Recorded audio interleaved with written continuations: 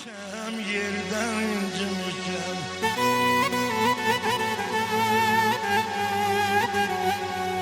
Göyden incimişem, yerden küsmüşem. Ele yormuşam, ele bezmişem. Əzizlər, bugün Seyid Nazımın ikinci il dönümüdür. Tövbe bu dünyaya bir de gelmeden. Allah rəhmət eləsin Seyid Nazım.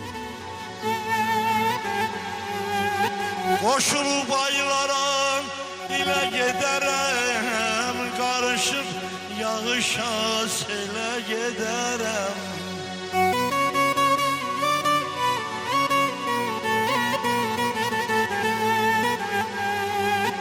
Başımı götürüp vallahi ele giderem. Tövbe bu dünyaya bir de gelmerem, bir de gelmerem.